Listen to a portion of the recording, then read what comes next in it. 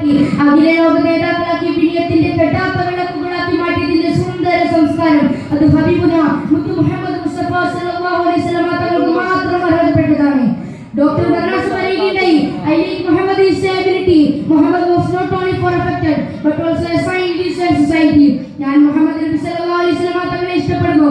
മുഹമ്മദ് നബി സല്ലല്ലാഹു അലൈഹി വസല്ലം തങ്ങൾ ഒരു പ്രവാചകൻ മാത്രമല്ല, മറിച്ച് ഒരു ശാസ്ത്രജ്ഞൻ, സാമൂഹിക പരിഷ്കർത്താവുമാണ്. അതെ, നടക്കുന്ന ജീവികളെയും പറക്കുന്ന പക്ഷികളെയും ജന്തുക്കളെയും നീതുപദേശങ്ങളെയും ഒരു കവർന്ന ചാട്ടി വ്യത്യാസത്തിൽ കത്തിച്ചിരുന്ന ലോകജനതയെ ഏകോപന സഹോദരങ്ങളാക്കി മാറ്റി.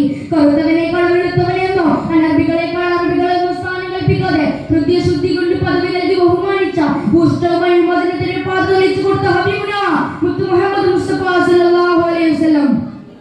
ആൾസ്വാധീനവും ഭരണാധിപത്യവും തീർണവും സ്വർണവും മുത്തും വെള്ളിയും മർദ്ദവും എല്ലാം തന്റെ കാലത്തിരിക്കെ ചുടാത്ത വെളുത്തിരുത്തിയ മനുഷ്യന്റെ വീട്ടിൽ ഈത്തപ്പന വാലുകൾ കൊണ്ട് നിർമ്മിച്ച പൂരഗംഗയിൽ സ്വന്തം കൈ കൊണ്ട് വീട് പണി ചെയ്ത് ഓരോ ദിവസവും AC-ഇല്ലാതെ ഫാനില്ലാതെ മരുഭൂമിയുടെ മണ്ണിലതി ഇറങ്ങിയ രാജാക്കന്മാരുടെ രാജനായ ചക്രവർത്തിമാരുടെ ചക്രവർത്തിയായ ഹബീബുന മുത്തു മുഹമ്മദ് മുസ്തഫ സല്ലല്ലാഹു അലൈഹി വസല്ലം.